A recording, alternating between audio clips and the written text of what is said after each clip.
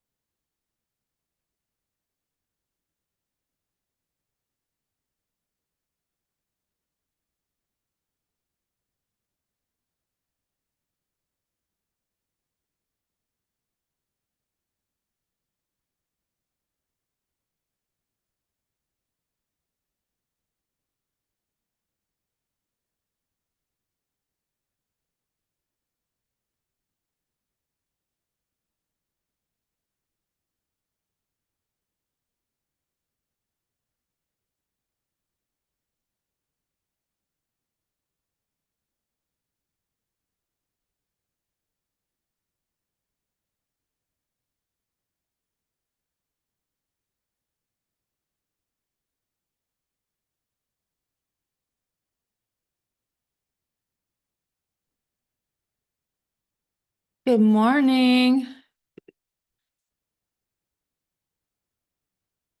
Hi there. Hey, Bobby. Hey, How are ya? I'm good. Well, I think I got enough reminders out, so That should be happening every week. absolutely. Oh my God, Monica, Ashley and I had the best talk. Oh, I want to Great. share with you. I don't know if you coached her on this or what. About what? She's changed her whole job.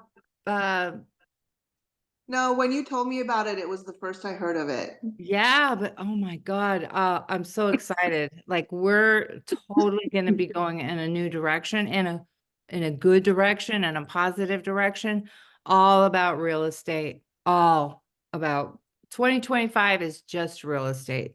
I'm so sick of this rut. But Good. yeah, she wrote a proposal that just knocked my socks off. Fantastic. Love to hear that. I know. I know. I'm so excited. We're gonna have a really good year. Let's see But here. yeah, maybe if you've got time today for me is a work day. Nobody's even home today. Yay! Yeah, if you want, give me a call after. I'm just working in the garage today. So, yeah, Cool. What are you doing in the garage? I have some last minute things to pick up from my brother's garage where I was living before. Oh, right, right. And just I need to get him out of there before I go on vacation. So I have to Oh. make some more room in here Mhm. because it's filling up fast. Yeah. That's the trouble with garages. They do fill up fast. Unfortunately. Mm-hmm. I always wanted one of those garages that had all the cabinets and everything in there could be completely neat and tidy and everything would have a place. And yeah, no. Yeah, that takes some work. Yeah, serious work. Mm-hmm. Morning, Chaz. Morning, Scott. Good morning. How are you? Good, good. Life is good. Good, good. Good morning. I was wondering why I Morning. wasn't on the screen, but my camera was closed. Oh, I sent plenty of reminders this time. I'm really surprised that we don't have more people. I'm gonna send Let's give another, everybody a couple more minutes, you Yeah, know. yeah. It's just to get in here. And I'm just gonna start by recapping what we talked about last time anyway, so Perfect. if they jump in a little later, that's okay. Yeah. Well, I know for a fact that not everybody's here because there were people that told me they were trying to get on, so we didn't have any conflicting links or anything, so not this time. I texted out the link that you guys sent this morning with the email. Mhm. Yes, thank you So for that. that's the one we're all using, I think. Yeah. Great. Hey, Tiffany, Good morning. how are you? I'm good. How are you guys? Oh my gosh, where's your voice? I know it goes in and out on Saturdays, I guess. I don't know. Oh my goodness. You look so pretty. Ah, thanks. It's from the waist up. Mm. There's like Santa jammy pants on the bottom. Exactly. Did you guys hear that Paul closed or is getting ready to close his listing? Yay. I know, I'm so Congrats to Paul. excited. Oh no. Is that, oh, It's still, I'm trying to calm it down. you know, that cold is just hanging on. People Lingering. had it. Every time I get a cold, this happens for like 2 weeks after. I'm just like a hack monster and it does not want to come out. That's so frustrating. Yeah. Oh, here's Ashley now. Hey All right. guys. Hello, hello. Hey, Ashley.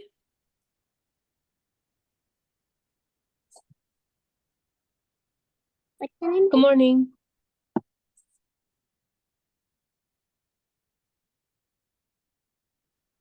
Hey, let's see.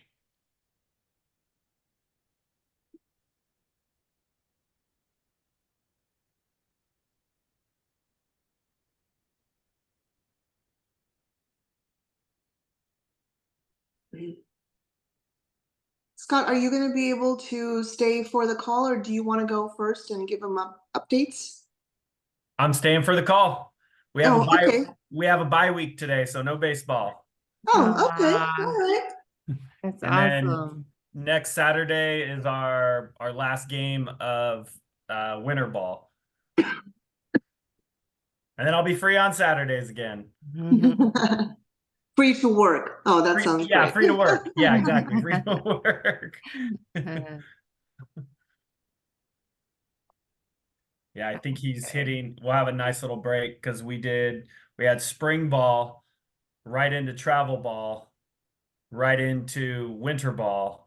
And the last couple practices, Austin is like, do we have to go to practice? So he'll get a nice little break from, so we have practices 3 times a week, games on Saturday.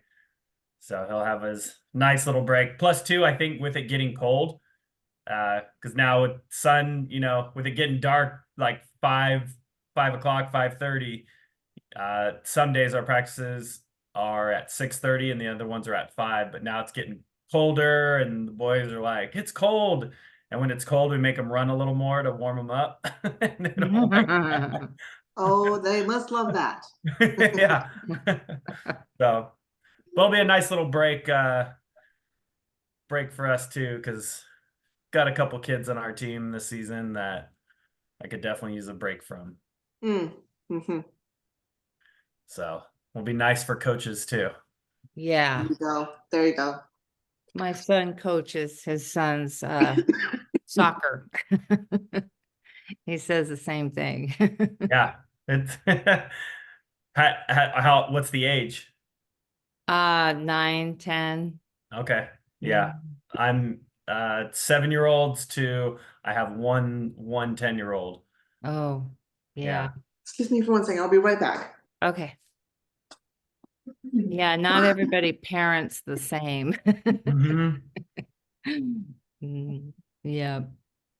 I've got one on the team that it's like the parents, mainly the dad, is living vicariously through, the child, Oh, and just like whenever they do something wrong or they're not, that the child is not that athletic, doesn't even want to be there, doesn't even want to play, tells us, coach, I don't want to play, can I sit on the bench? mhm. And when they go up to the plate to bat, they most of the time are striking out, come back, and the dad's at the gate, you need to be like this, you need to do this, and it's Yeah. like we have Yeah. to tell them sometimes, like, hey, that's not how we coach, and we're the Right. coaches, so we need you to just take a step back because you're not doing Mhm. anything for your child. Yeah. Yeah, that's tough when they just don't even see it. Yeah. Yeah. Yep. Well, it's we've waited 10 minutes, so I think we could probably get going. Sounds good? Yeah. So hello everybody. Good morning. This is recorded, so we'll have I'll be able to send this out to anybody who missed.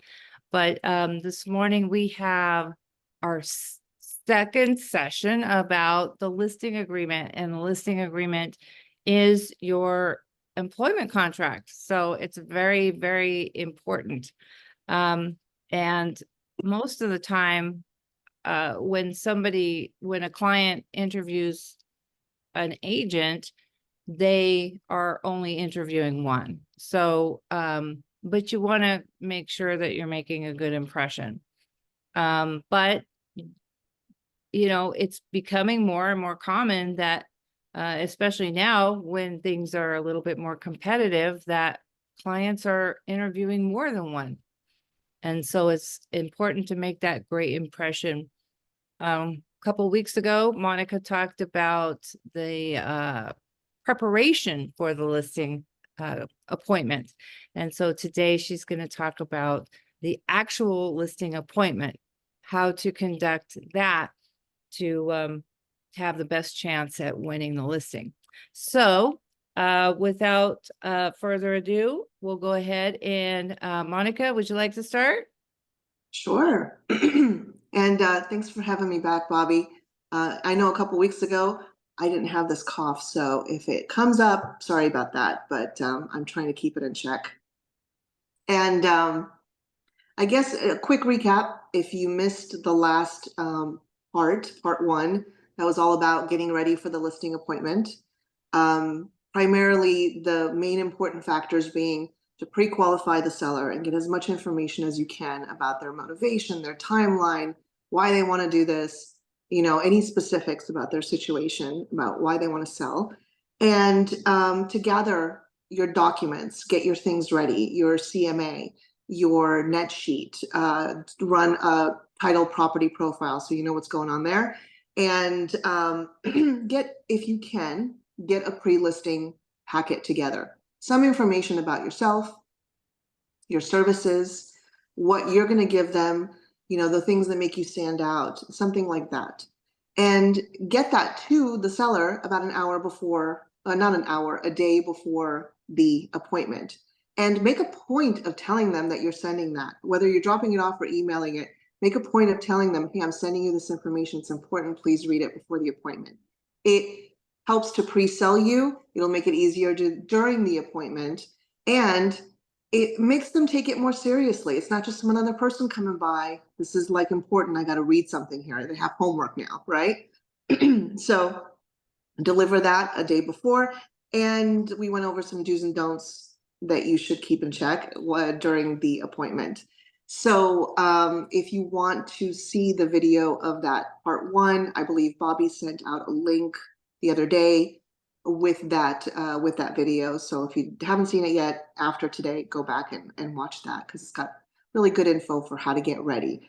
Because I think being ready and feeling ready for this appointment is what helps you to feel more confident and less nervous.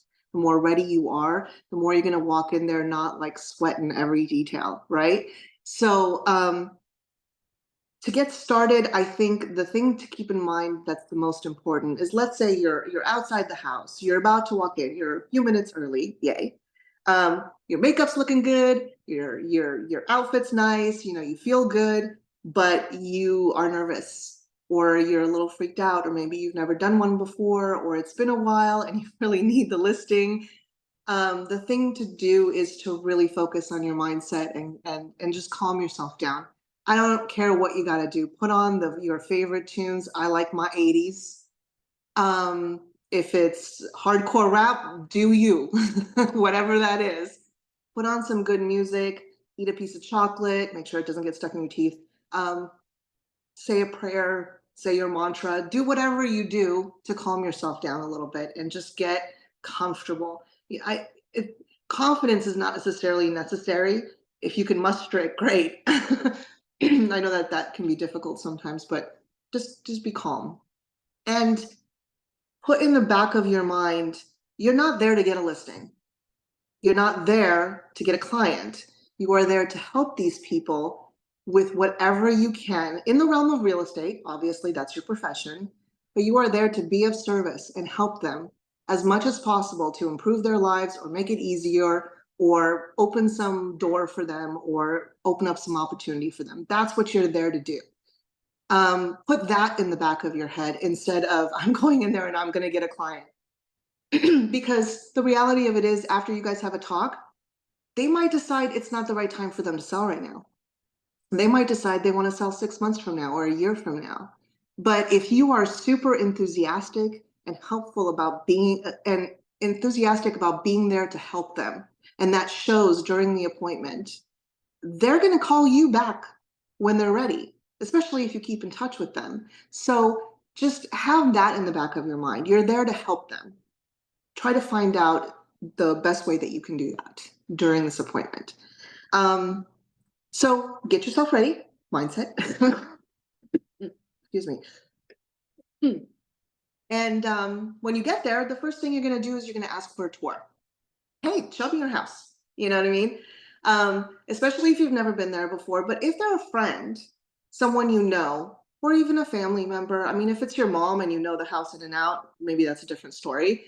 But if it's a place that you've only seen a little bit, or you went over there for coffee once and you haven't seen the whole house, even if it's a friend like that, have them take you on a tour of their home and ask them to be specific about everything in the house, things they like, things that they've changed, things that they've improved. You know, ask them to give you a tour and see everything, every room, every bathroom, the backyard, the garage, everything.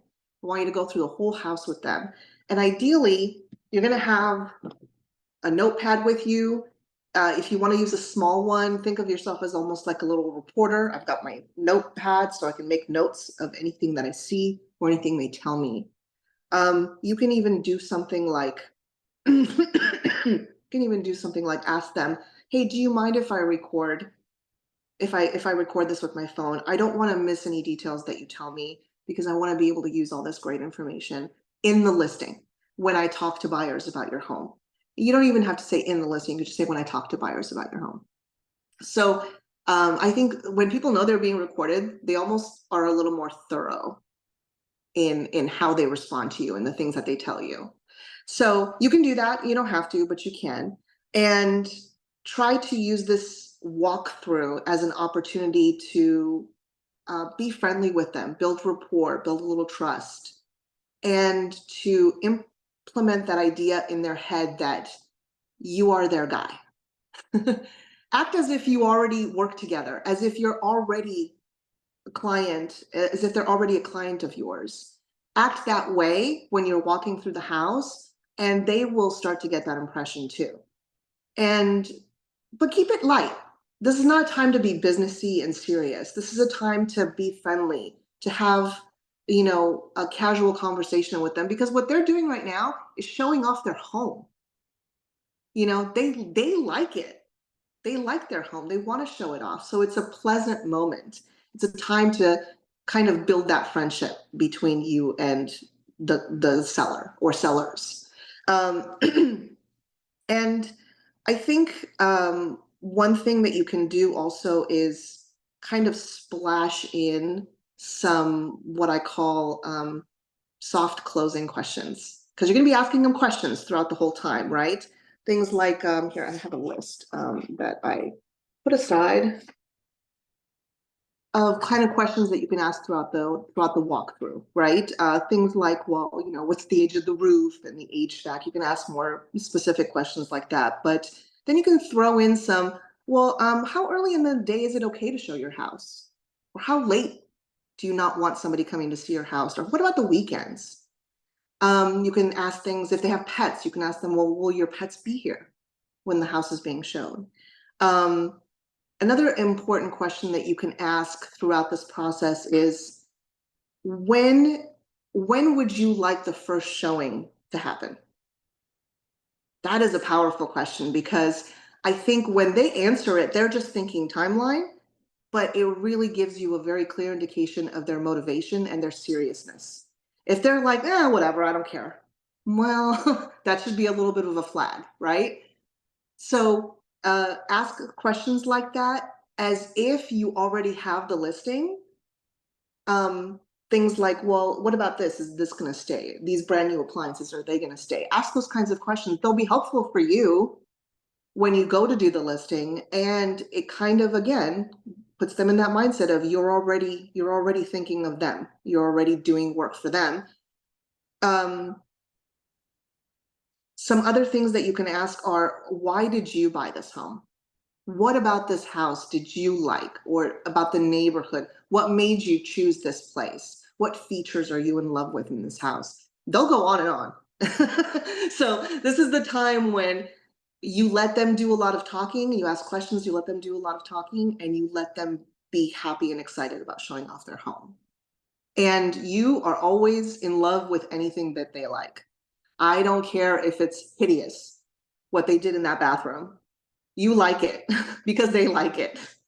Make a note of things that you think are weird or could be problematic during showings, and discuss it later. That's not a time to discuss it. Discuss it only after you have the listing. Things you can do to make that look more appealing to buyers. But definitely don't mention it before they decided to work with you, because that can just put them off to you. Like, they might not know why they decided not to choose you, but it's because you hated their bathroom. So don't do that. So after you've done all of this, you've walked through the place. Let's see. Okay, so you've done the walkthrough. Now it's time to sit down and go over some details, go over some paperwork, go over their questions, that sort of thing. The thing I've heard a lot of coaches mention this, and I haven't actually done this myself yet, but I can understand the concept behind it. So I wanted to mention it. You choose where you sit. Don't let them pick where you're going to hang out and go over paperwork. So what they're going to do is pick the couch in the living room where they're comfortable. And that is not really a place to sit down and have a business meeting. It's not a place where you're sitting down and looking at paperwork.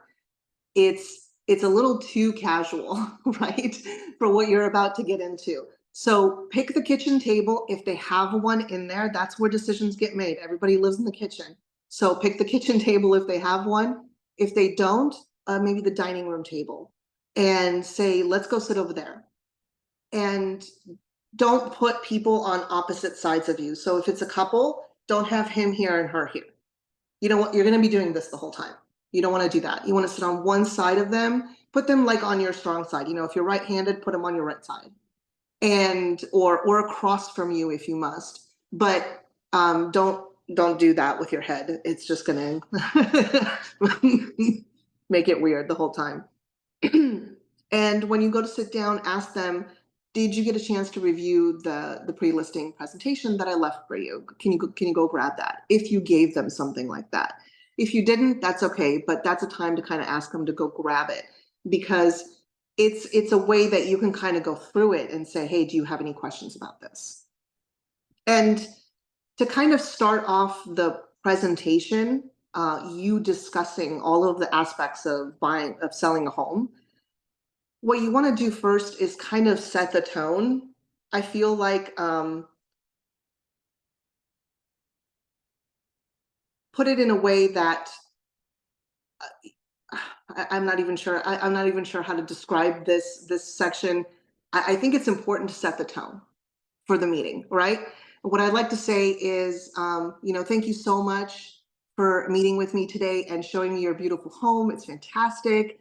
And I just want to say that, regardless of whatever you've heard about the market, I am 100% committed to not just listing your home, but to selling it, and selling it quickly for as much money as possible and with as less hassle to you as possible. Does that sound good?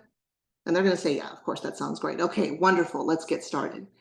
I think just making a statement like that, like, hey, look, I'm here for you no matter what, right up front, it just adds a little bit to them paying more attention to what you're about to say. And then go into what you already know. Okay, so let me recap. Just so I'm clear, you want to move because blah, blah, blah. And you want to do this by such and such date. And you're thinking you want to get about this much for your home and whatever other specifics that you understand about their situation. Just review that with them and have a little conversation about, is that correct? Am I missing anything? Has anything changed since since we last spoke?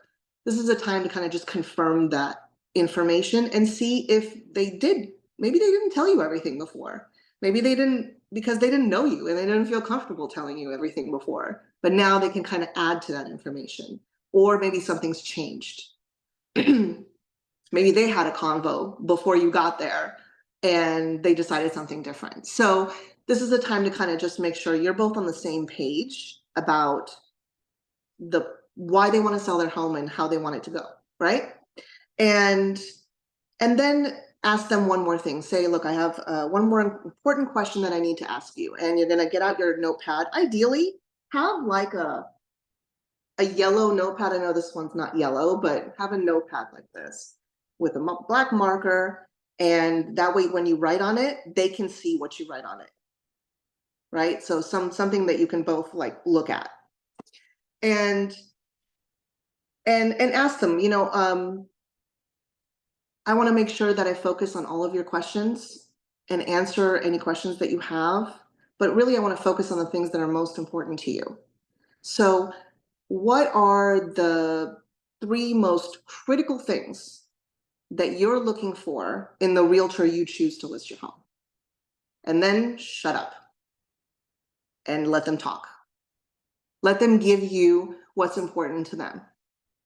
On each thing, put number 1, maybe their number 1 thing is that you're going to do it quickly. Speed, how fast, or that you're going to close in 30 days or something like that. Maybe number 2 is that they need to find another place to go and they don't know how to do that. Maybe it's how much they're going to get for their home, or that they don't want to do any repairs to the house, or what they're going to pay in fees or anything like that, right? So just mark those top 3 things on your paper and write them out in like shortened a few words, right? So that you have 1, 2, 3 on your piece of paper, then you leave it there. But you want to make a point that you are there to address their main concerns. Now, the one thing I want to say here is if they say anything regarding price or commission, what you're going to write on your piece of paper is net to seller. Try to refocus their mind a little bit And if they say that to you, you can respond, well, let me make sure I understand this correctly. So after we sell the home with all the fees that are involved and everything, you want to get as much possible in your pocket when you walk away from this, right? Am I understanding that correctly? Okay, great. Then you're right, net to seller. So instead of them saying, my thing is price, or what we sell the house for, or what your fee is, the real thing you're trying to make them focus on is what they're walking away with. Because all those other things could be resolved through negotiation. If they walk away with what they want to walk away with, they're going to be happy. So you don't necessarily need to explain all that right now, but you just want to make sure that they understand that that's really what that's about, right? So write their 3 things down.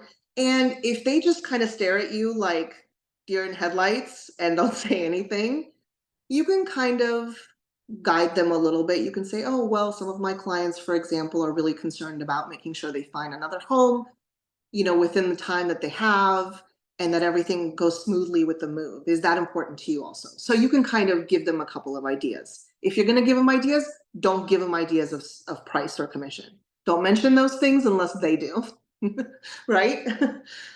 Once you've let them talk and given you those 3 things, just say, great, I'll be sure to address these items today while we talk.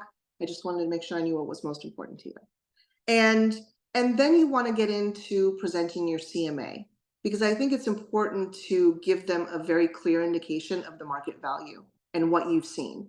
So you can let them know, okay, well, let's review some of the comps, because I want you to get a very good impression about the values in your neighborhood for similar homes like yours. And this is the time to mention any comps that you have seen and what you saw there. And I think what's good also is if you haven't gotten a chance to do that, because sometimes we just, we make these appointments like days before they happen, so we don't have time for that. Let them know that you're going to go and visit these comps and ask them, do you want to come with me? I can't tell you how much it helps for them to see what you see. Let them go see their competition.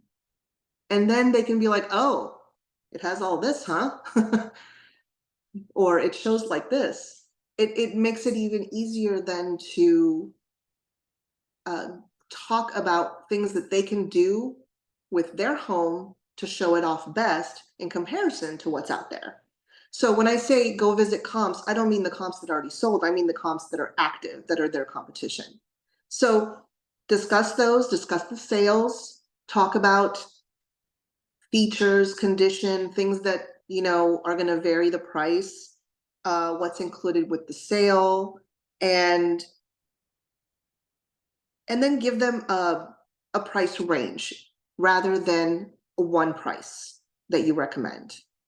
And the reason I say that is because it'll be more flexible for you. You guys can always start with the high end, right? When they decide to take the listing, but make it realistic for them. Homes are selling between this and this, and yours is going to be between this and this, most likely. Give them an impression of something realistic, and don't feel like you have to completely agree on one number right now. And let them know, hey, if you choose me as your realtor to list this property, I'm going to really dig into these comps and these values even more, because I want to have the most up-to-date information the moment we go live. You can let them know that you're going to come back and talk about this more, and that makes them feel like, oh, wow, it's going to be even better next time. So go through the comps, go through the CMA, and I think there it's good to just focus on comps and prices and features and things like this. You don't really need to get into the listing process. I think that's one thing that I did for many years. The CMAs that I used to create had that information in there, details about how you list the property and all the marketing you do and all of this, and it was too much. I tried to present all of it and they were overwhelmed every time. To them, it's just too much information. For us, we feel like we're giving them a nibble of the reality. And for them, it's like way too complicated. So I feel like it's easier for them to make decisions when they're not overwhelmed by too much stuff, the more you put in their head, the harder it's going to be for them to just say, okay, let's do this. So this is also a good time after you go over the CMA to ask them if they read your pre-listing presentation, the materials you gave them. Ask them, do you have any questions about that? Or if they have it in front of you, it's something that you gave them, hard copy, you can see if they played with any of the pages or made notes or anything like that. So just ask them. That's a good opportunity to say, did you read this information? And you can use that as kind of a guide for anything else you want to talk about. Like some of the things that they said were concerns to them. So for example, if timing, how long it takes was an issue, this is the time when you can kind of start talking about that. Like how many days on market are homes taking to sell in that neighborhood? And what do you do to make sure that you sell faster than that? This is a time to showcase your unique propositions, your unique selling propositions. What is special about you? Why are you better than anybody else? And even if you know that they're not necessarily interviewing anybody else, pointing out that you're better than the average realtor because you do A, B, C, and D is going to make them feel like, oh, fantastic. They don't really know if the other agents are doing those things too, but you're telling them that. And by that point in the conversation, hopefully you've built a little bit of trust and rapport with them, and they're going to believe you. They're going to go with what you're saying. Use that PLP and the questions that they meant, the items that they said were important to them as kind of a guide in the discussion, the things that you're going to talk about. And then also make sure that you go over maybe some basic things like your marketing plan. You don't have to go into it too specific, but at least hit that. What are you going to do for them? For example, I like to do in the things that I have in this pre-listing presentation, it's big. There's a lot of stuff here, right? And I know that they're not going to read all of this necessarily before the appointment. Even if I ask them to, they're probably not going to. And even if they do read it, they're not retaining that information because they just saw it the one time. So this is my chance to go over things that are ideal for me, that are best for me to talk about. Like I was a former appraiser and I did home inspections, well, property inspections. And I'm a investor and I flip properties. So I'm really good at evaluating properties and coming up with pricing. I have a team that can do all these various things for me whenever is needed. I have the communication guarantee. They are going to know what's going on any time of the day, constantly throughout the process. There's a marketing plan. There's a lot on that page. And that's where I can kind of just point out things. And then they get, oh, wow, wow, wow. In their head, they're thinking, there's more. Great. I'm loving what I'm hearing. That's what you want them to feel like during this process, that there's so much benefit to everything you're saying that why wouldn't we do this with her, right? So that's the goal of the conversation. And also I feel like it's important to bring up photography and brochures and the things that you're going to put together that maybe not all agents do, or they don't do well.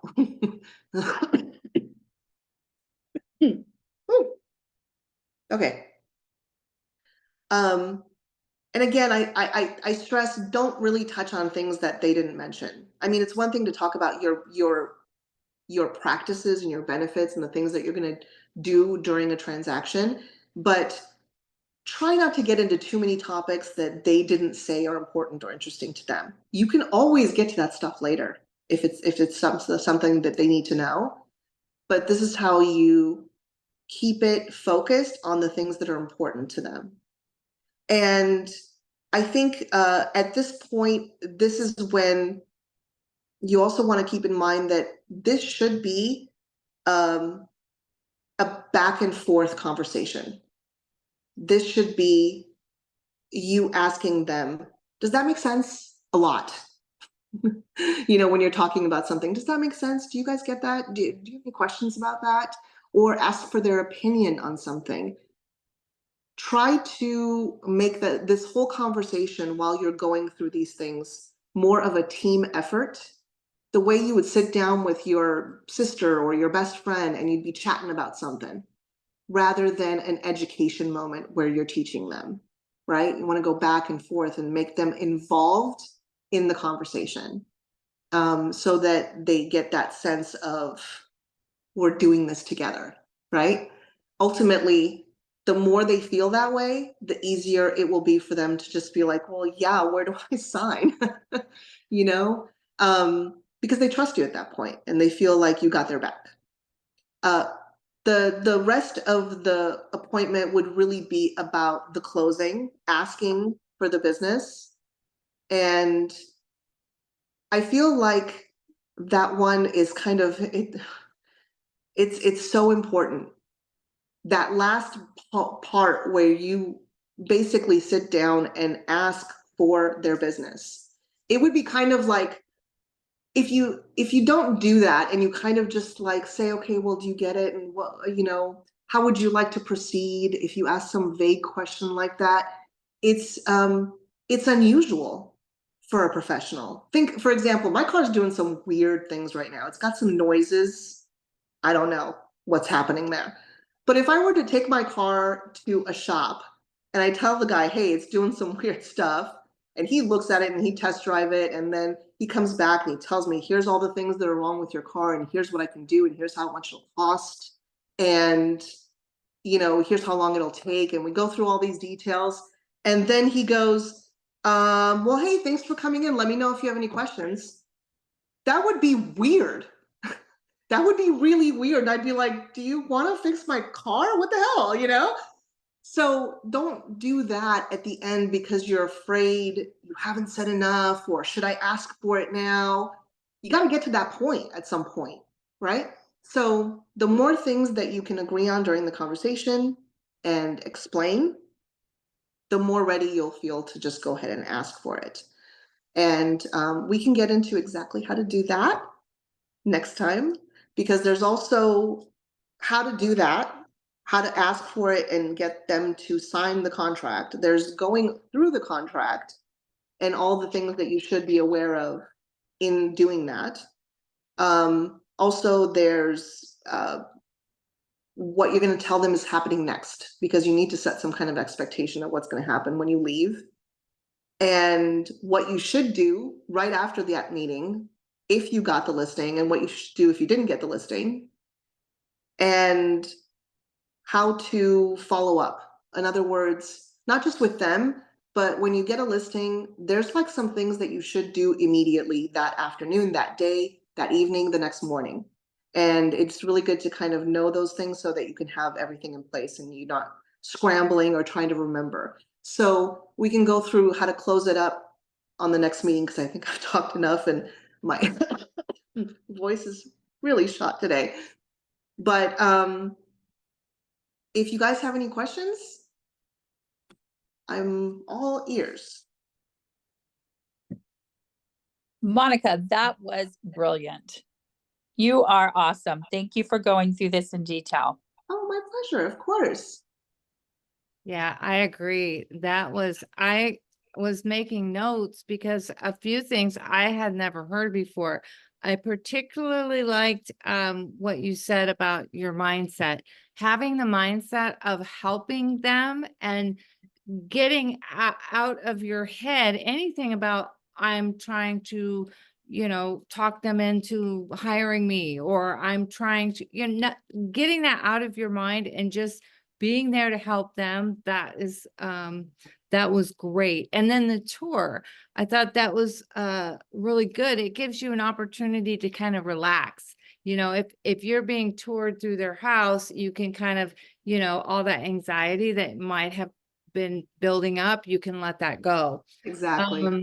The soft listing questions. Oh my God, that's brilliant. Like, when would you like to start showing your home? I mean, that's just part of that acting as if you already have the listing. You choose where you sit. Good one. Commitment statement. And then using a marker when you're making notes. So you can make, notes big enough for them to see what you're writing. I thought that was incredible. And then inviting them to see the comps with you. Great advice. Does anybody have any particular questions for Monica?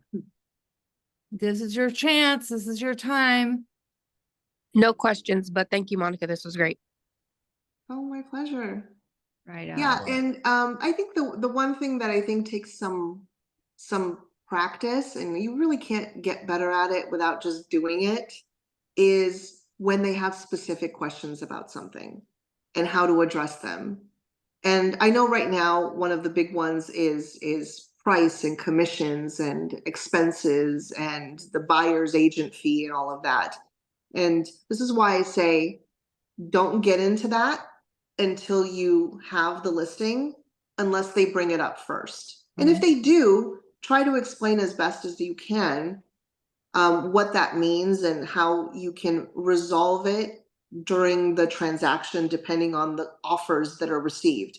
Because right now, remember, we're not talking about the full 6% anymore.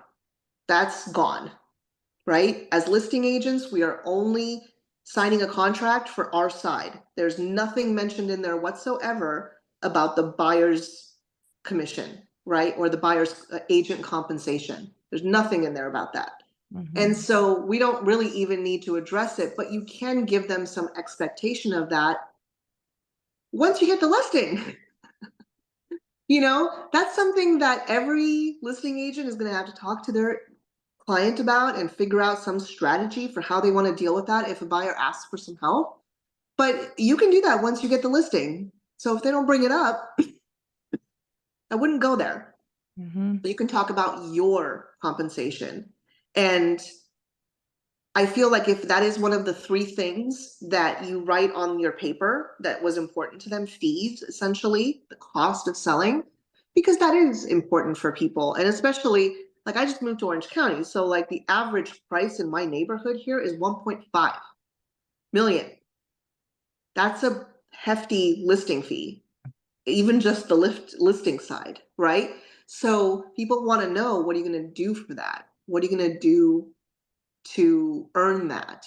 And so this is why I say if one of the topics is net to seller and the costs of selling, have that be one of the last things you discuss so that you have a chance to show them all those other things that you're doing for them before you get to that. Kind of leave that for one of the last pieces that you go over. But yeah, so next time I'll go into just how to kind of wrap it up and ask for the business depending on whatever they said was important to them before, and how to go over the contract and all the rest of that. Thank you so much, Monica. That was great. We'll go ahead and switch over to Scott for our market update. Go ahead, Scott. Awesome. All right. I know we're up against time, so I'll keep it short and sweet. First, Monica, that was really good. I like the part about psyching yourself up and getting ready. Because we can be as confident as, I'm a very confident person, Phil. I'm very confident. But when I go into do a presentation or meeting or whatever, like, I'm psyching myself up. It may not have to be like a crazy, like, pump me up music. It could be something that's, low key where it like calms me, but I still get energized. So I really like the psych yourself up part and everything else that, Bobby mentioned, everyone else. Really good stuff. All right. Mortgage stuff. 10-year treasury closed at 4.44% this week. That from September 18th, the first Fed rate cut, mortgage interest rates have gone up. Average mortgage interest rate right now is 7.1%. Prior to the federal funds rate cut on September 18th, the average rate was 5.98%. So we've gone in the opposite direction on mortgage rates. They have continued to go up, but this can be a good thing, and it's how we put a spin on it and how we go over it with our clients and negotiate with the sellers. When rates are up, Buyers go back on the fence. This is a great opportunity for your buyer to get a deal on that house. I negotiated 3 transactions this week where I negotiated a temporary buy down credit for the buyer. And the way I did this is I worked with the buyer's agent and was included in the emails. I was included in the calls. Those of you that I do work with, you know that I reach out to the listing agent to discuss and things with them. So a lot of the times I'll get the question, well, what is this buy down credit? Because some people still don't know about it. But we are a team that works together to do the best job for our buyer. So include me in helping in negotiating those terms. Make me a part of writing that contract. I'm not going to do the work. I just want to be there so we're on the same page and can discuss what we might be able to get for that buyer, especially when I call the listing agent and I start discussing and talking with them. Because as these rates go up, the properties do sit on the market a little bit longer. So if that home is been on the market for 30 or more days, there might be more of a position of the seller saying, hey, I need to move because I'm buying this other house, or I'm willing to do this. And again, like we've talked about numerous times, a seller has a number in their head that their house is worth. So when they do a price cut, they think of it as losing money. Whereas if they keep the price that they have in their head, even though they're giving a credit to that buyer, they still see that they sold their house for $700,000 as opposed to doing a price cut to $675,000. I've lost $25,000. So please use me as a part of, putting these things together. I'm not patting myself on the back, but I am really good at what I do. And like I said, I negotiated 3 temporary buy down credits for buyers that I'm working with this week. So please use me. If you're doing any open houses this weekend, have any questions, call me. If you need anything over the weekend, just a random question, a buyer question that they're asking while you're out, please give me a call. I will be working all weekend. And as always, it's a pleasure being on this meeting. I love being here. I always get something out of it. So thank all of you and have a great weekend. All right. Thank you, Scott. Great. Scott, I have a quick question. So in the future months, like December, January, or is it expected that maybe, or even early next year, is it expected that maybe those rates will start to come back down? Yes. So the projections have been pushed, fourth quarter, early 2026, that we should see mortgage rates back down. 26? 2026. So 2025, they're going to continue to go down. But by 2026, mortgage rates are expected to be somewhere in the mid to high 4% range. Okay. So that way, if somebody could get a better deal on a home now because there's not as many buyers, they can kind of wait that moment to refinance later the next year. Correct. Okay. Yep. But yeah, projections, rates will come down. As far as another federal funds rate cut. So I love when they do this. We have the federal funds rate cut, and then the news that gets blasted everywhere is Feds cut mortgage interest rates by 0.5%. Not the case. They're 2 totally different things. Mortgage interest rates will follow that and come down, but it really depends on inflation. And the most recent CPI report that came out this last week, inflation went back up. So now the Feds are potentially talking about not having a December rate cut. So we'll see what happens. But in that time, there are still deals to be had out there. Sellers are still selling and buyers are still buying, but it's just, even with the higher rate, it helps a buyer out more because they might be able to negotiate a better deal because people are going to sit on the fence and wait for those rates to come down. All right. Any other questions for Scott? All right. Well, thank you all for attending today. Next week, a couple of announcements. Next week, we're going to have a talk on marketing. We're going to have Ashley present some tips for your own marketing. And we're also going to have Tanya, our escrow officer, I believe. but I'll send the reminder emails out and give you some information so that you're prepared for those. Please, if you talk to any of the other agents or you get a chance to call some of your coworkers, agents, just remind them that this meeting is mandatory and that we have some great content and we plan on improving it all the time. So I would like to also have the opportunity for other agents to present because everybody has their specialty, right? I think Monica has a real talent for for presenting the laws and the rules and things like that. She's really good at that. Your presentation today was great. Thank you, Monica. And you know, everybody has their own talent. So I'd like to, you know, give everybody a chance to showcase their own specialty in real estate. So let's see what else. We have the holiday awards party and banquet and party. This year is going to be a potluck. We're going to have it on Friday, December, I want to say 19th. Let me double check. Yeah, no, December 20th. It'll be in the noon hour, and the flyer should go out. If you haven't already received it, it'll go out next week. We're going to have a Secret Santa. If you want to participate with that, just when you get the flyer, respond to that flyer that you'd like to participate, and we'll make sure that you get your Secret Santa partner. And we're also going to have a ugly sweater contest. So bring your ugliest sweater or wear it.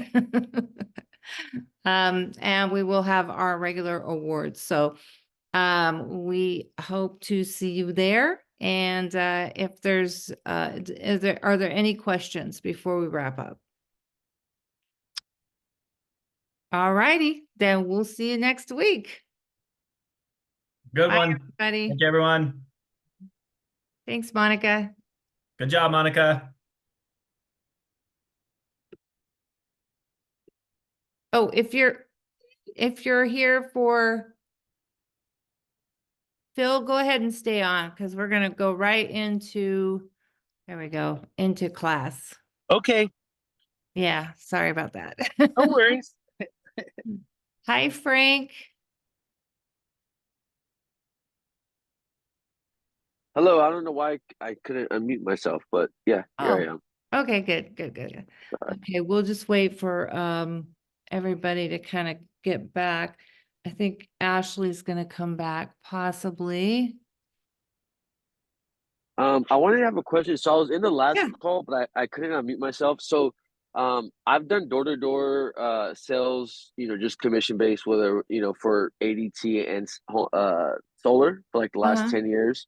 Yeah, So when you said, you kind of pick where you sit, I love that because that was kind of me. It was kind of in the alarm industry. I know it's more than likely different with the real estate, but we kind of did our walkthrough, kind of went over things that, like you said, that they love about their home, that they may have, not that they don't like, but just what made them buy the house and what do they want to protect. right. And I love that because that was something that I was able to relate to. But as far as that, because me, I'd sit at the most comfortable place in the couch. We sit down or wherever it was, at the dining room table, wherever it was, wherever we do business. You said something so that we were able to show them. I forgot what that was, but I really liked it. It was Yeah. something like gosh, it was like just that we were able to address or to present. I don't know if it was like have them both on one side or have them on Yeah, she did say that. Don't have one on either side of you because then you're right. constantly. Yeah, okay. That's what Yeah, it was. Yeah, I like that because then it's kind of easier because, like I said, doing alarms, you're kind of looking at who's the decision maker, you kind of focused on them, right. and then you'll go back and forth. But I like Uh-huh. that because that's more, you guys are both here. Let's have this conversation. So Yeah.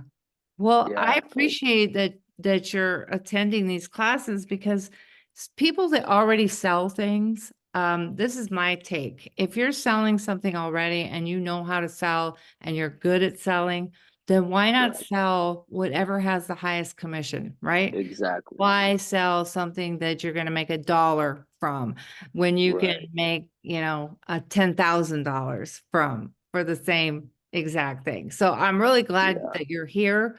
First of all, I think that you can add a lot to the group.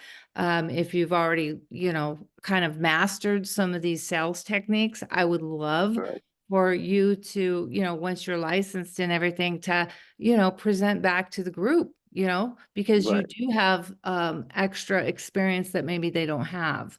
And I understand that selling solar and ADT probably isn't the easiest thing to sell, is it? Not at all. Not at all. Yeah. No, they're not expecting you. They know, no one's like, oh, let me just wait for one of these ADT guys to come and sell me an alarm at my door, Yeah. So, and that's what kind of was the challenge, and not just being a basic rep, but like, not to toot my own horn, but being, an above average rep was what made me always want to get into real estate. And even some of my clients that I sold to are like, why don't you sell real estate? Like, Right.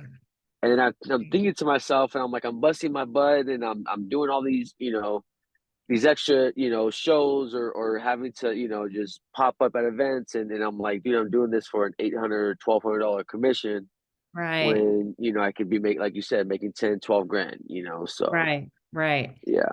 Right. We have another gal who sold doTERRA. It's I think it's essential oils or something like that. And I Okay. know that I think they make like 50% commission, but even that, you have to sell so much product Right. to make what you're gonna make with one real estate transaction. One real estate transaction can easily be, oh, here she is now, can easily be $30,000. Of course, you're Right. gonna have to share a little bit of that with, wherever you're hanging your license and if it was a referral, but still, you're gonna walk away with at least $7,000, and that's Right. at the low end. That's if that's a referral and you got to pay her for, everything. Right. Yeah. Yeah. And so my next question to piggyback off of that Mhm. was because I know I worked with a lot of real estate agents, and they were kind of like, oh, as a free gift for you, coming with, letting me sell your home or purchase, helping you out with the process. Yeah. I'll include an alarm, for free. We pay for all the equipment, the installation, your first 6 months, and then they obviously take over the bill after that.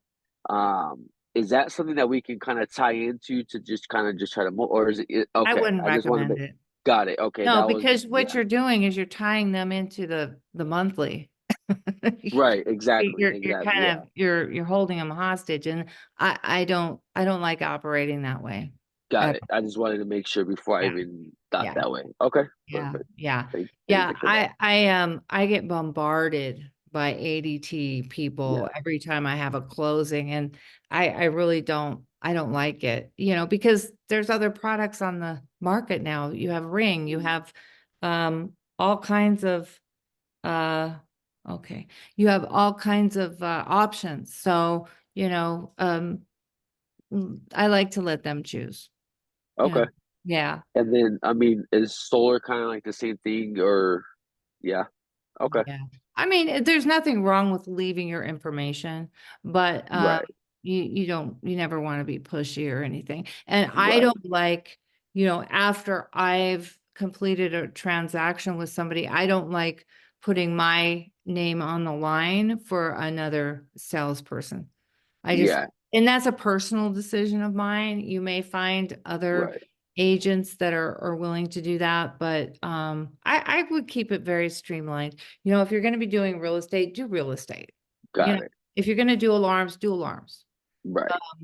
I don't know, Phil, Ashley, what do you guys think?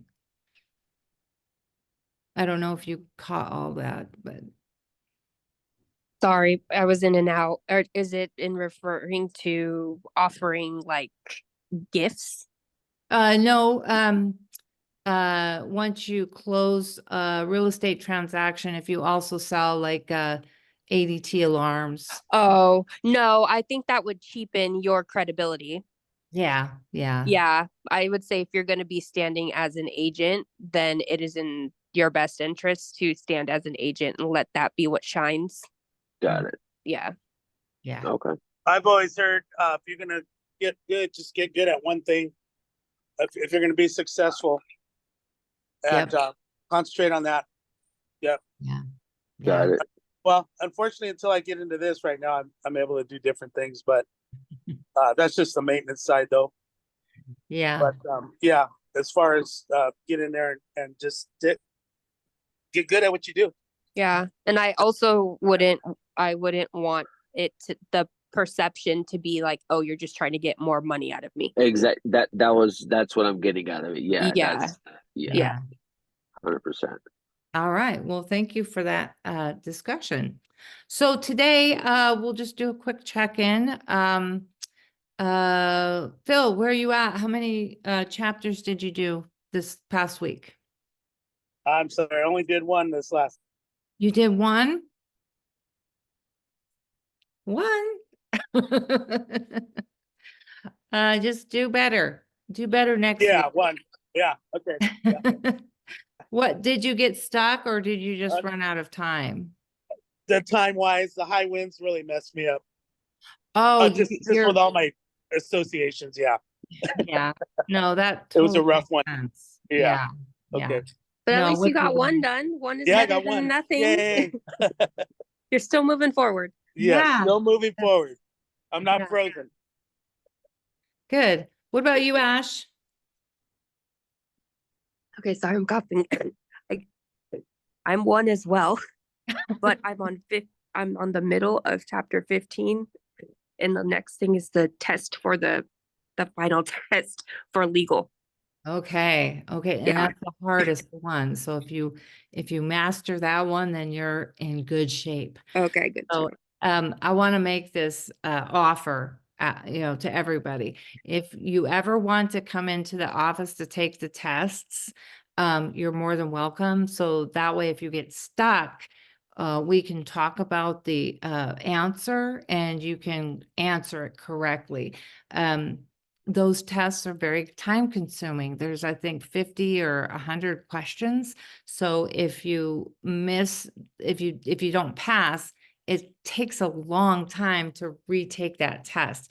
And personally, the way I see it is if you're stuck and we talk about what the answer might be, you're going to remember that the answer to that question a lot better than if you fail the test and you have to take it all over again because you missed a couple of points. So my offer here is if you want to take the test in the office, I would be willing to, help if you get stuck. So, Frank, where do you have the books purchased?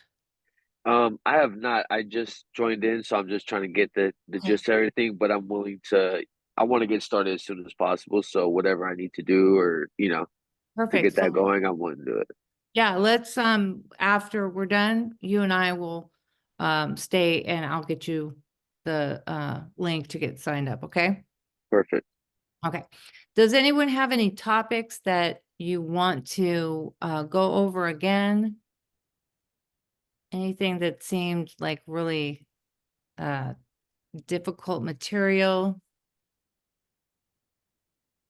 Okay. So what I could do is just pick something. Hang on.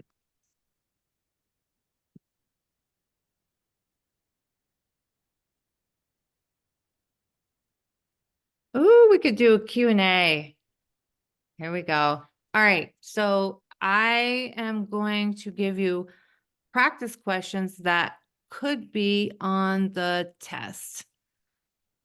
So let's get to those.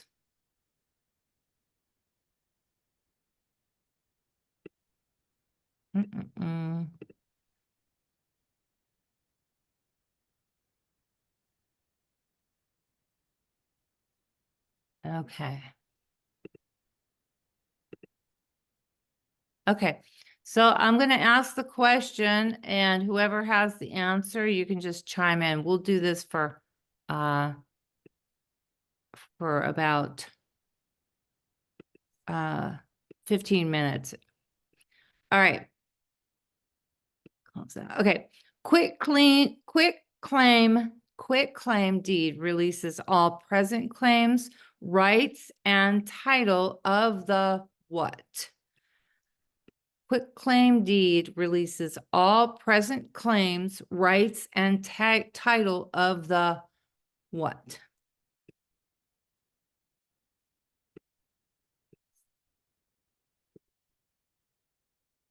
Give up? Of the property? Is that what you mean? I think so. I think Okay. it's that easy. Hi, Of Miss the real- Bobby. Oh, stop. Sorry. Hi. Of the real property, that's correct. Oh, okay.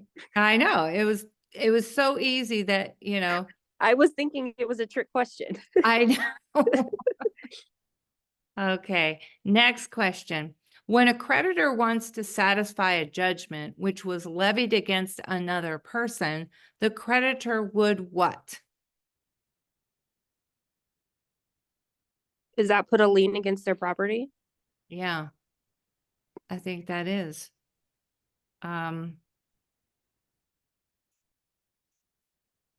You know,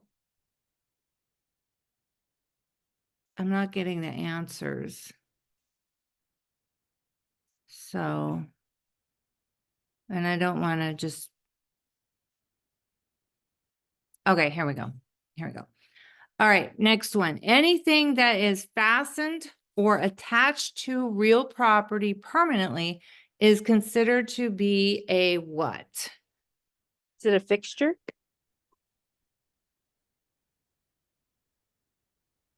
No. Oh. Wait. Fastened or attached to the real property permanently. Oh, so then it becomes part of the real property, correct? Yes, it's real property and it becomes an improvement. There we go, improvement. Yeah. Okay. Okay.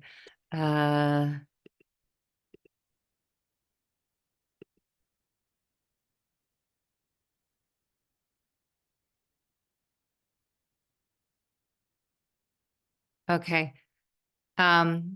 I got the answer to the quick claim one. A quick claim deed releases all present claims, rights, and title of the grantor. Because in a quick claim deed situation, all you're saying is that if I ever had any right to title, any easements, any liens, anything to do with this real property, I release it all. So a quick claim is just one of those things that you can use to, it's kind of like a quick and dirty, you know, I'm just releasing it. A lot of people use it to transfer title, which is not the correct way to use a quick claim deed, but the correct answer was the grantor. Whoever's granting the quitclaim deed is releasing themselves from everything having to do with that property. Okay.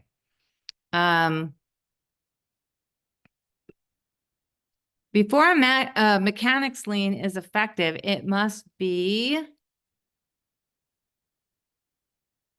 Recorded? bingo. Good. Okay, discrimination by a real estate licensee based on race is Illegal? very much. Yeah.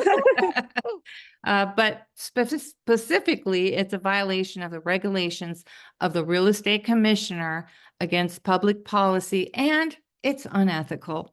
You know what? Some of the other answers were, one of the other answers was a common strategy for maximizing sales. Oh, okay. Great. I don't know who would pick that, but Right? I would hope no Yeah. one would. okay. Upon signing of the upon signing the real, how come I can't read this? Upon the signing of a real property sales contract, That's not even a question. Okay, I'm gonna move on. All California real estate laws are created by DRE? Department of Real Estate. The 36 sections in a township are numbered from 1 through 36. Section 1 is located in so on this one you have to, Would be like top left, right? yes. Let's see. And it's snakes, Uh, correct? Using the north, south, east, west, which corner? That would be north- northwest. Was it? I could be wrong. Northeast, Northeast? northeast. Okay, Yeah, Ashley, you're just too fast. I know. I was wrong think- though. Yeah, I but think you still. were right. You all the said answers- top left, right? Yeah, I top did. left, yeah, that was it. Yeah, that's northeast.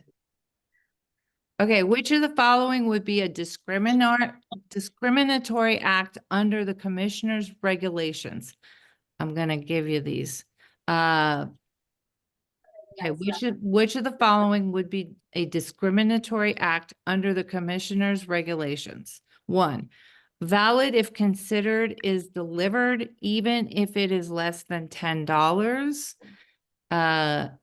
10 years, mortgage company, or posting a sign on the property indicating a preference for female renters, designing an ad for, yeah, I think we know The that. sign.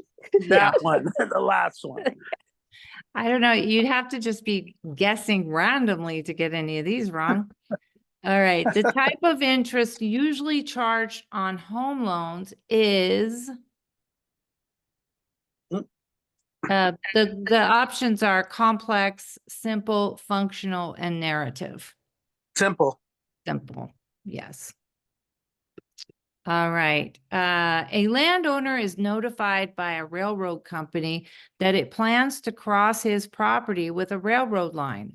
If the landowner refuses, the railroad company can proceed by the use of, Eminent domain. Ooh, yes, because it's a public Mm-hmm. utility or. Yeah, it's in the public's best interest. So yeah. Yes. Title to real property that is transferred by a will is considered,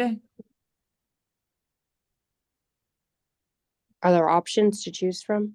yes, a bequest, a testator, a device, a codicil. A testator. Yes.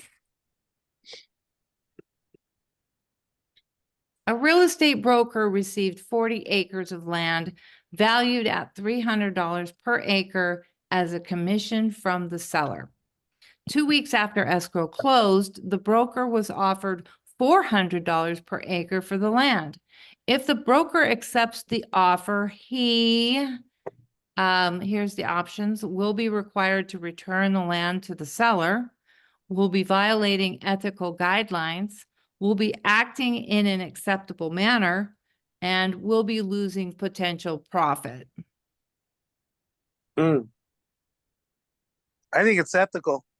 Yeah, there's nothing wrong with that.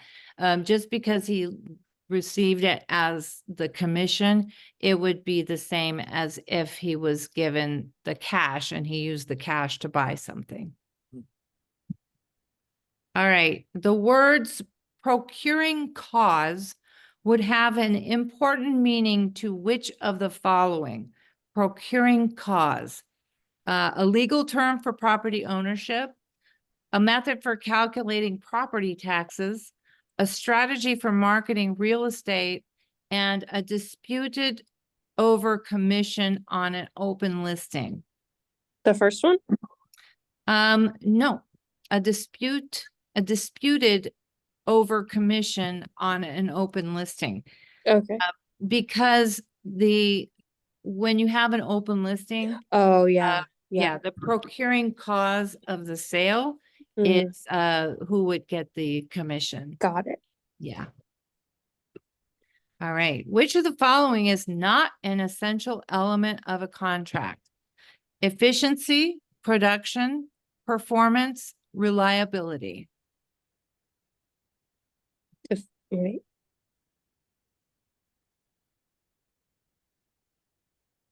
Why am I stuck on this one? Because they're using weird words. Yeah. Efficiency? Yeah. Okay. Yeah, because the performance, you must perform. You have to perform. Yeah. Have to be reliable. Mhm. And there's production, you have to produce something. Mhm.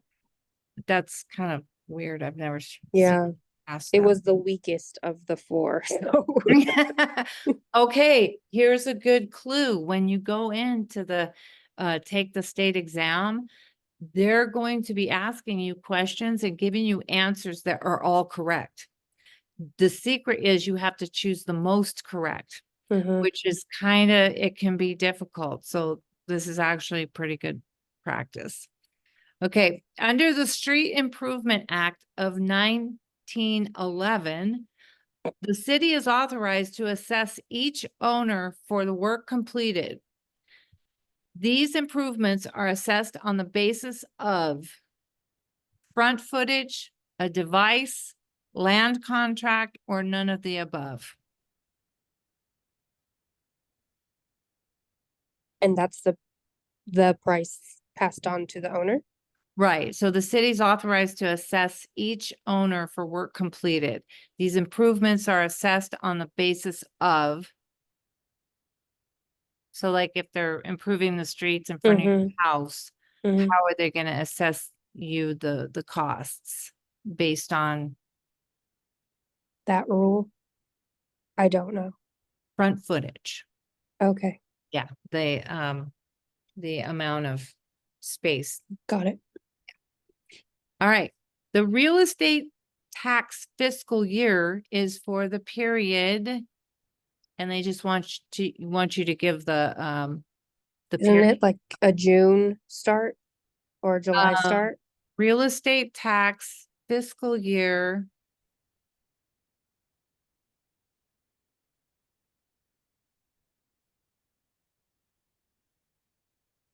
I want to say April 1 to March 31st. But honestly, that one I'm gonna have to look up. Hang on, let me just do a quick little lookup here. Because I don't know if they're saying like property tax, because that's the only thing I can think of.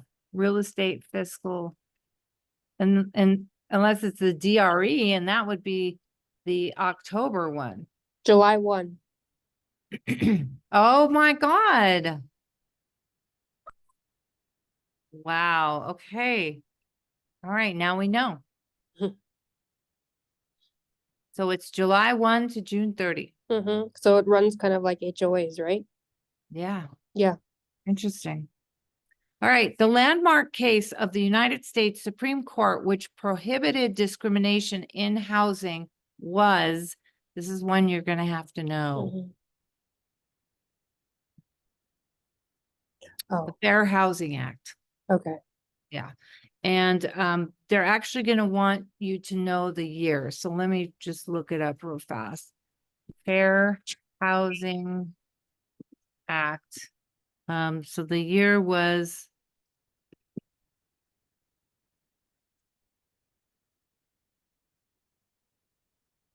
why isn't it? Oh.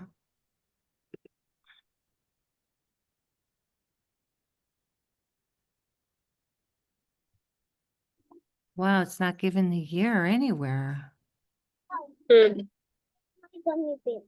I did. You Yeah. said you gave them to me. No, I didn't. I apologize. I will get you some gummy bears. That's so cute. All right, most Yeah. real estate syndicates have yeah. been created in California, have taken the form of a.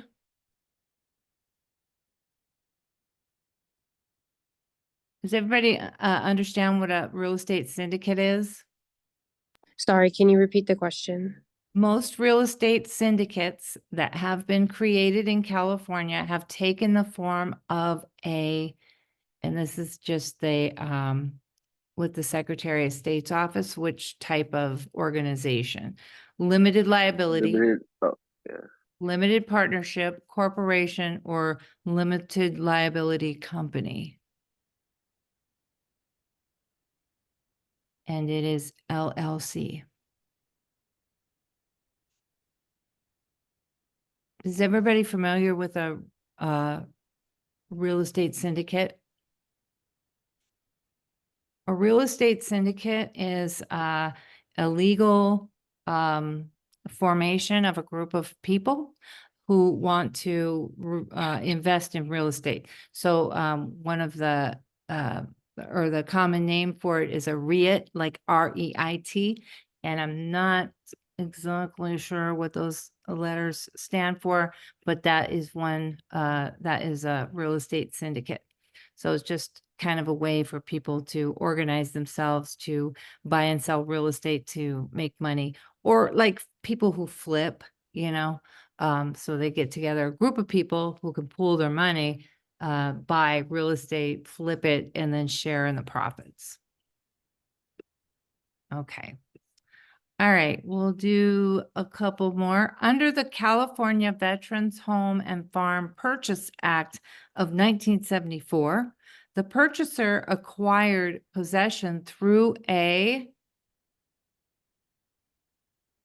options are land contract, purchase money mortgage, judgment, or planning commission. Land contract? Yeah, that's what I'm thinking. Hang on one sec. I won't find the answer.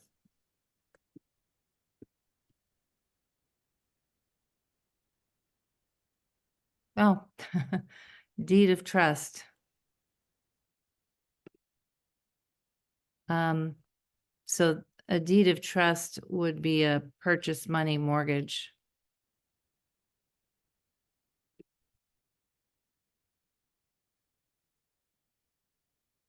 Actually, I don't know.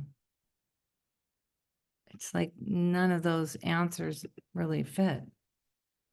All right, one more. Which of the following has the control over the approval of a subdivision under the Subdivision Map Act? Planning Commission, lending institution, community policing, and zoning board of appeals.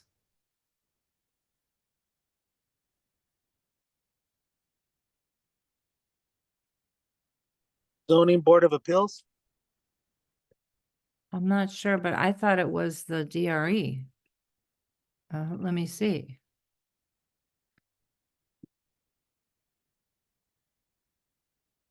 Oh, no, Planning Commission. Yep, it's your city planning commission. All right, it is now 10:55. We'll go ahead and wrap it up there. If you want to practice questions, would you guys like to practice questions? I can send you the link to this web page that I was looking at. Yes, please. Yes, please. You just kind of click through them and practice. So, okay, I'll go ahead and send those. And if you have it, do you have any questions before we wrap up? No, thank you. Okay. Done. Thank you. Then we'll see you next week and Okay. have a great week. And Frank, you stay on. All right, bye. yes. Thank you, guys. Okay. Bye. Have a great weekend. Bye. Bye. You too. All right, Frank. So do you have, you're on your phone, it looks like, right? Yes. Okay, so, I mean, I can text you the website, or here, just let me walk you through it. That way, when you get on there, you'll know exactly what to do. So let's do that. Okay. Because there's a particular,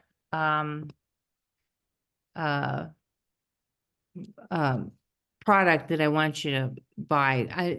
I always go with the the least expensive product. So there's no sense in spending more than you have to. So, okay, I'm Right. going to share my screen. Hopefully you'll be able to see this. Okay, so this is where you're gonna go. You're gonna go to online ed, and this is the product that's recommended by the Department of Real Estate. So because they're recommending it, I feel like they're probably the best in alignment with the actual test. It may not be the best, overall, but I feel like it'll be in alignment. So if you learn the material through this source, you're going to be well equipped to pass the test first time. And just so you know, I didn't pass either one of my tests first time. I passed my real estate exam the second time and my broker's exam the third time. So don't do what I do. Study really well before you go. But it does happen, that people don't pass first time. Anyway, Okay. so once you get to this webpage, you're going to go to real estate right here. First item on the menu there. And then once the drop down list comes up, then you're just going to say get a license. Okay. And then it's going to ask you the state. You're going to say California. And then you're going to click on down here, you're going to ask for the salesperson's license. So the way it works is that in California and in most states, if you have your salesperson's license, you have to be connected with a broker, because as a salesperson, you cannot transact real estate. You're actually, as a salesperson, you're transacting on behalf of your broker. So only a broker can actually do the transaction. So a salesperson works on the behalf of the broker. So as a salesperson, you're actually working on behalf of your broker and on behalf of your client. So you're kind of the agent of the agent. And they actually call it that too. Were you aware of that? Yeah, for the most part, yes. Oh, okay, good. All right, so you're going to click here, salesperson, new agent. All right, and now they're going to give you options of which one you want to buy. So you have basic, standard, and premium. Don't buy anything more expensive than basic. The only difference between the basic and the other two options is cost, and the other options give you, I think, a hardcover, not a hardcover book, but an actual book. Unless you feel like you really want a book, they're going to send you all the books in PDF form. So there's no reason to really have all that or to pay all the extra money. So I always say, get the one that's for $119 and you're good to go. So once you purchase that, you're going to get, let's see if I can log in still. I used to have a login. Oh. Okay, this is what it would look like, only it wouldn't say expired. It would say active or something like that. And there'll be 3 classes in here, not just one. You'll have real estate practice, real estate principles, and legal aspects of real estate. You'll have those 3 classes. Those classes are college level. So say, for instance, you were in college and you were going to Valley College, let's just say, because they're local. You could actually take these classes at Valley College. And if you take them here, I don't know if Valley College would accept these transcripts, but theoretically they would, because they're college level courses. I know that when I got my degree, I had to take business law.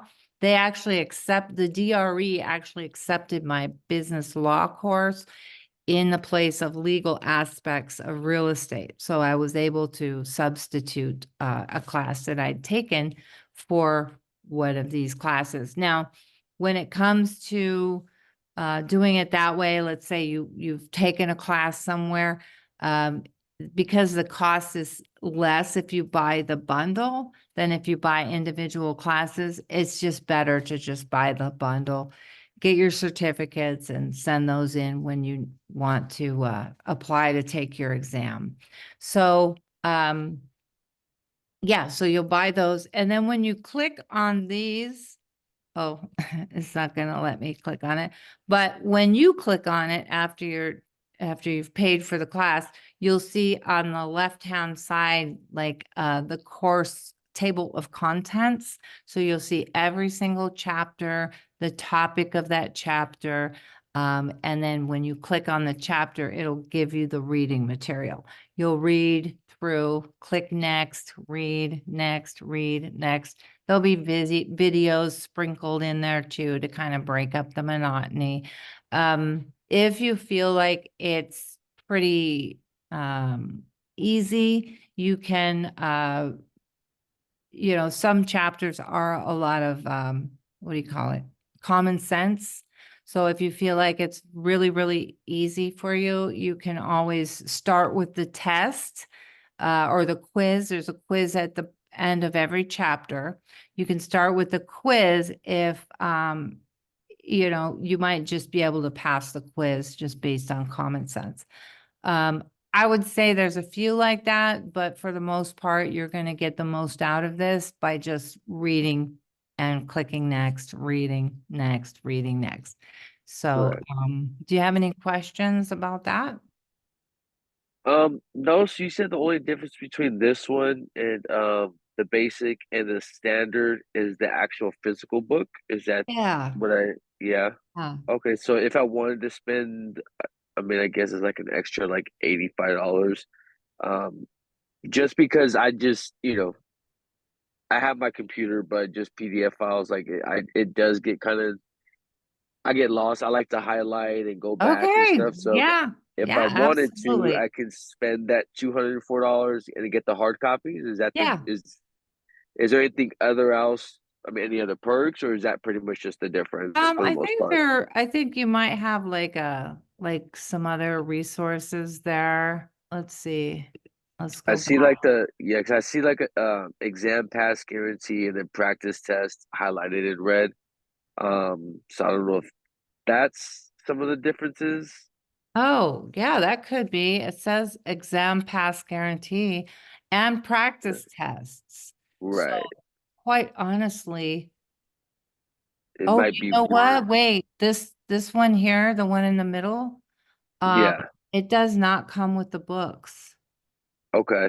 Oh Yeah, yeah, so I you'd just see have that. to Yeah, have PDF the and ebook. $3.99. But you do Okay. have the exam pass guarantee and practice tests. Oh, the Yeah. stuff in red, that's the difference between the one before Mm, it and that one. So that's what you get. got it. These two Okay. things. And then with this one, you get the math exam prep book, the buyer representation course, seller representation course, and the textbooks, plus the exam Okay. pass guarantee and the practice test. So Right. yeah, you do whatever appeals to you, then do that, you know. Yeah. It's all gonna help you, all of it. Got it. Yeah, Okay. yeah, Yeah, because I mean, I don't mind spending the extra money if it's gonna be, a lot more help in my sense, yeah. just because even with school right now, I'd like to just have something that I could mark up and then go back and kind of look at. I mean, I know I can highlight a PDF if I, put it to the Google Docs and whatnot, but Yeah, that's but just a little bit, yeah, exactly. It's just a little bit more tedious. So, mhm. yeah, I I'm mean, tactical okay, too. I like to have, books that I can mark up and make notes. And right, so I totally understand. okay, But a lot of the students that I work with, they're, price conscious. So I always like to right, present it that way. But if you've got it, then yeah, get whatever's going to work best for you. okay, Yeah. okay, definitely, yeah. I'll probably look at that one then, and then, yeah, just go from there. Yeah, so we meet Perfect. every Saturday after our regular business development group. Business Okay. development group is for the agents that are already licensed, but I always open it up for any student because it's good Got it. information. You're gonna have to have, it's more practical stuff. Like, today's discussion was on how to conduct the listing appointment. And, Right. eventually you're gonna have to know that anyway. So I always invite the students, come on, start at 9:30, and then and then we'll end at 11, but that'll be your business development and then your class. And then what I ask of the students is that you complete 3 chapters a week. Got it. As you Okay. saw today, I asked them, how Yeah. many did you complete? They said 1. So, Yeah. we strive for what we strive for, Correct. and we do what we can do. That doesn't mean that you lack any motivation or anything like that. It just means that, like in Phil's case, his job, he owns a pool company. So like when the wind blows, his pools are a mess. And I know he Right. spends extra time cleaning the leaves out and the filters, and it's just really messy. So I get that. So, but Right. we always strive to do 3 chapters a week. And if you do that, then you will probably get through with all 3 courses in about 6 months. So Okay. yeah, honestly, I think I got through it in maybe a month because I just hammered down and just did it real fast. Right. But Yeah. you see, I didn't pass my first time either. So, Yeah. maybe that wasn't the best way to go. Maybe slower would have been better, but that's how I did it. So Okay. yeah. So next week when you log on, it'll be the same thing. I'll ask everybody how many chapters they read, and then we'll do some Q&A, or if somebody has a question, like, if you went over a chapter and you're like, I just don't get this. This makes 0 sense. Right. And I can explain it in maybe a different way using examples, and maybe it'll make more sense. Or we hope, it'll make more sense. Got it. Okay. So, Definitely. Well, I yeah. appreciate you answering that and taking your time to explain that. So thank you for that. Yeah. But yeah, I'm definitely gonna be looking at this and probably just go with the premium one just to get more out of it. Okay. And just have more tools in my tool belt. So Yeah. Yeah. yeah. Good. Good. Good. Good. Okay. Well, thank you All so right. much. It Sounds was good. nice meeting you, and You I'll as see well. you next week. Sounds good. Thank you so much and thank you for your time. All right. Okay. All Bye-bye. right. Bye bye.